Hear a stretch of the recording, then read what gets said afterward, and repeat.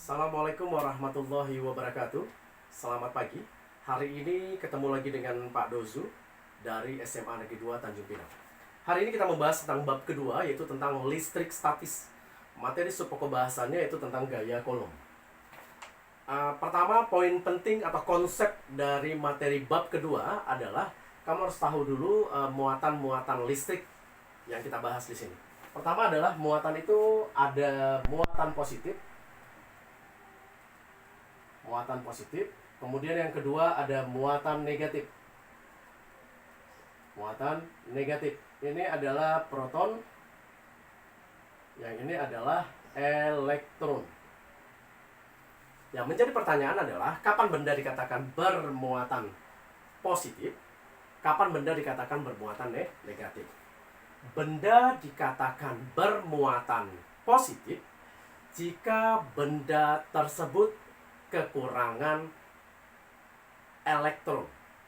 Sedangkan benda dikatakan bermuatan negatif jika benda tersebut kelebihan proton. Jika jumlah proton sama dengan jumlah elektron, maka benda dikatakan benda netral. Atau tambahannya satu lagi adalah neutron gitu ya. 3. Muatan netral. Neutron. Selanjutnya adalah jika dua buah muatan, ada dua buah muatan, ini positif, kemudian negatif sama negatif, positif sama negatif. Dua buah muatan positif dan negatif jika berinteraksi, maka yang terjadi adalah kedua buah muatan arah gayanya saling menjauhi. Bagaimana dengan muatan negatif? Sama juga, dia akan menjauhi. Berarti model seperti ini, atau dalam bahasa kita adalah tolak menolak. Nih, arahnya menjauhi atau tolak menolak ya.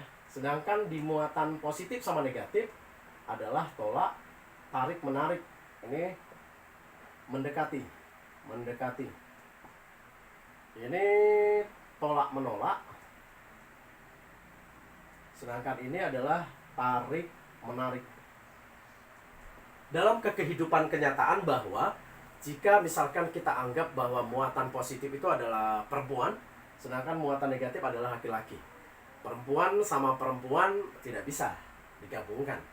Kemudian laki-laki dengan laki-laki juga tidak bisa, karena dia sejenis. Nah, ketika perempuan dengan laki-laki dipasangkan, maka ada chemistry di dalamnya, berarti tarik menarik. Sama halnya dengan muatan. Muatan ketika dia sejenis, maka dia tolak menolak. Berlainan jenis berarti tarik menarik. Selanjutnya kita akan bahas tentang gaya kolom yang sebenarnya penemunya adalah seorang ahli fisika yang bernama Charles Coulomb. Nih, Charles Coulomb. Tahun 1785. Dia seorang ahli fisika juga. Dia menemukan gaya kolom ini dari persamaan matematikanya didapat bahwa F itu sama dengan K kali Q1 kali Q2 per R kuadrat. Atau satu lagi bisa pakai rumus F itu sama dengan 1 per 4pi epsilon 0 kali Q1 kali Q2 per R kuadrat. Seperti ini. Nah, apa pengertian dari gaya kolom yang ditemukan oleh Charles ini?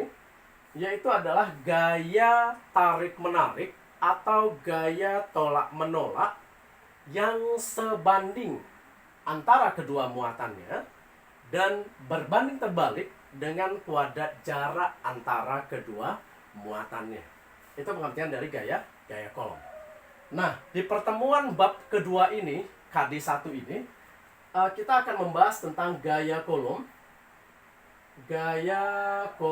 yang segaris. Ini yang pertama. Kemudian gaya kolom yang tidak segaris. Yang tidak segaris. Ini yang kita bahas. Oke? Saya hapus.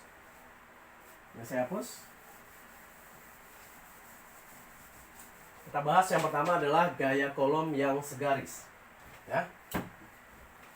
Gaya kolom yang segaris.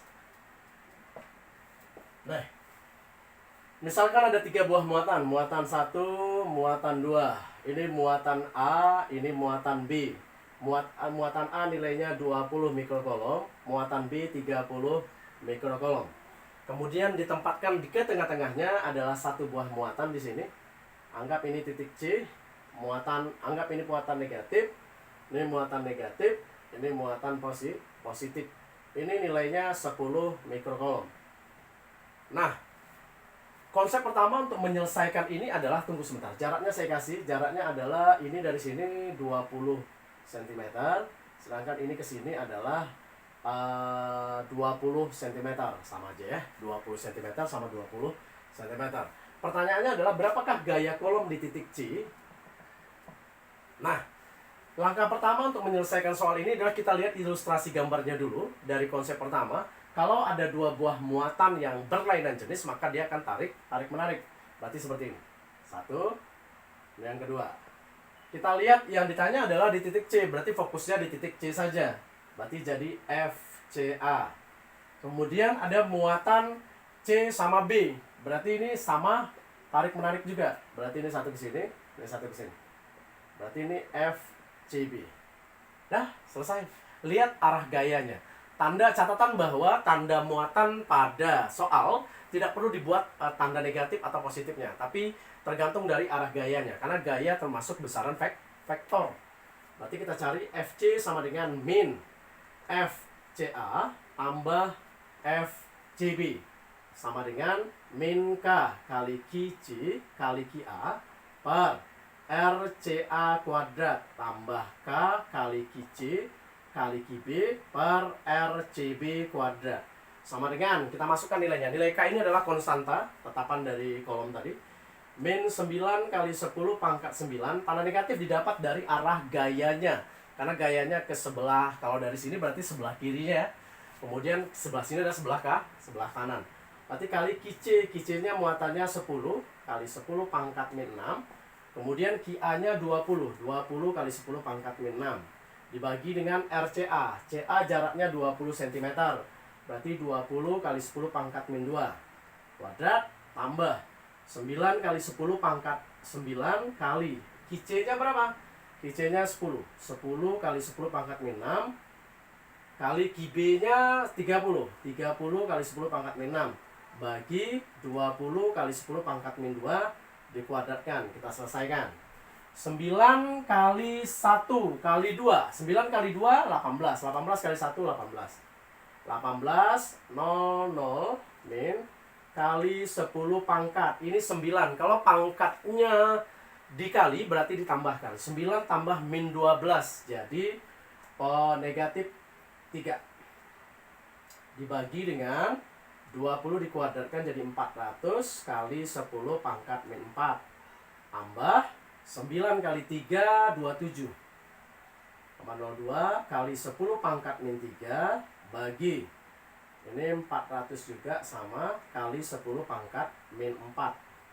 Baru sama dengan ini kita coret jadi min 2. Ini kita coret jadi min 1. Coret min 1.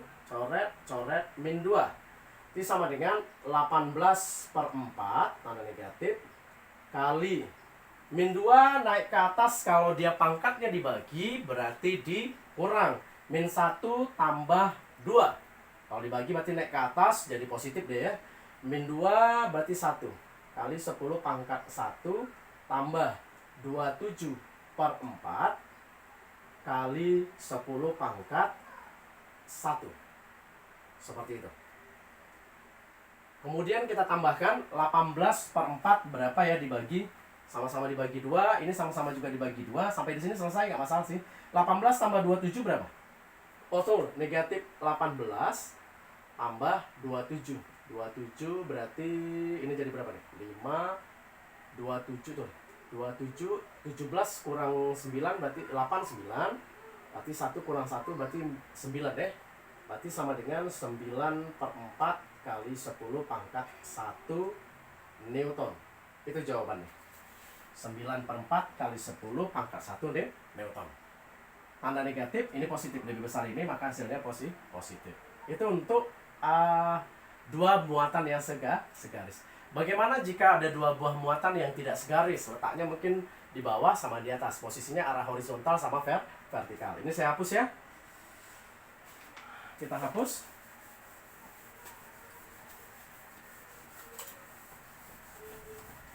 Nih, gaya kolom untuk muatan yang tidak segaris. Gaya kolom untuk muatan yang tidak segaris. Oke. Yang pertama adalah misalkan ada 3 buah segitiga sama sisi. Nih. Ini positif, negatif. Nah, jarak masing-masing muatan ini anggap 2 cm, 2 cm, dan ini 2 cm. Muatannya ini 10 mikrokolom, ini 20 mikrokolom, dan ini adalah 30 mikrokolom. Pertanyaannya adalah, ini anggap titik P, ini titik Q, ini titik R. Pertanyaan terserah sih, maunya yang di mana? Apakah di titik P, di titik R, di titik Q? Ini segitiga sama sisi ya. Semua sisinya sama. Berarti yang ditanya misalkan di titik P, fokusnya di titik P aja. Berapakah gaya kolom di titik P? Nah, tadi saya bilang konsep pertama tadi, kalau dia dua buah muatan positif sama negatif, maka dia akan tarik menarik. Berarti arahnya ke sini satu, ke sini satu.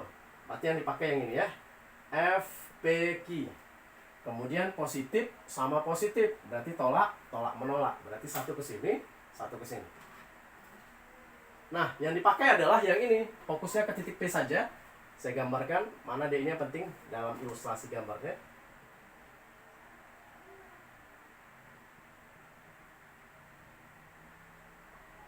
Namanya adalah FP-nya.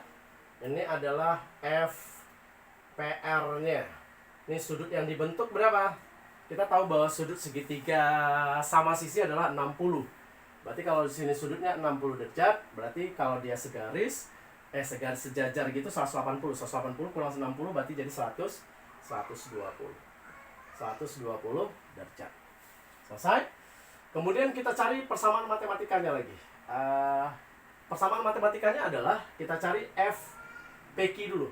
FPQ sama dengan berarti K kali QP kali QQ per RPQ kuadrat. Kemudian kita selesaikan 9 kali 10 pangkat 9 dikali dengan QP-nya berapa? QP-nya 10 kali 10 pangkat min 6 dikali dengan QQ-nya. QQ-nya berarti di atas 30 kali 10 pangkat min 6 bagi dengan RPQ, berarti jarak dari sini ke sini 2 cm, berarti 2 kali 10 pangkat min 2 dikuadratkan. Berarti sama dengan, nih, berarti kita kalikan 9 kali 3, 27, tambah nolnya 1, kali 10 pangkat min 1, dibagi dengan 4 kali 10 pangkat min 4. Berarti sama dengan, kita coret 1. Nah, selesai. 270, berarti 27 kali 10 pangkat 1 bagi 4 kali 10 pangkat min 4. Berarti sama dengan 27 per 4 kali 10 pangkat positif naik ke atas. Jadi positif dia pangkat 5. 1, ini 1 tambah 4. Jadi 5 ya. Newton. Selesai 1. Kemudian kita selesaikan yang kedua untuk mencari nilai FPR-nya. FPR sama dengan berarti K kali QP kali QR per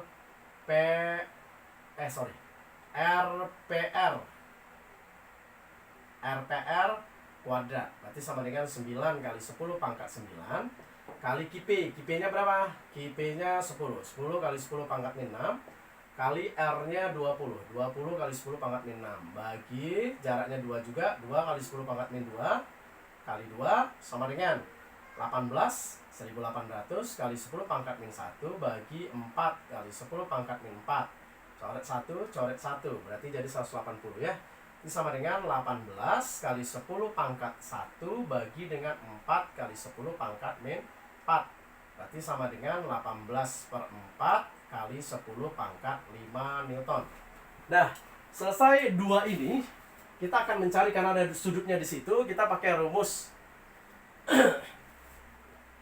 Ini saya hapus, mana penghapusnya? Ini aja. Saya hapus ini. Tadi nilainya ingat ya, 27, saya hapus yang ini aja biar saya ingat angkanya. Kemudian ini. Oke. Kita lanjut, untuk mencarinya adalah F di titik P sama dengan akar. F P apa tadi? Ini PQ tambah F PR kuadrat tambah 2 kali F PQ kali F PR kali cos 120 derajat. Berarti FP sama dengan akar. Berarti FPQ nya berapa nilainya? 27 per 4 kali 10 pangkat 5 dikuadratkan tambah 18 per 4 kali 10 pangkat 5 dikuadratkan tambah 2 kali 27 per 4 kali 10 pangkat 5 kali 18 per 4 kali 10 pangkat 5 kali cos 120 derajat. Dah, tinggal mencari hasil matematika saja. Satuannya Newton. Oke, hari ini untuk membahas tentang gaya kolom untuk beberapa muatan, saya rasa cukup. Tinggal matematika saja terakhir ya. Ada kali-kalinya panjang sekali. Tinggal matematika aja penyelesaian terakhir. Demikianlah. Assalamualaikum warahmatullahi wabarakatuh.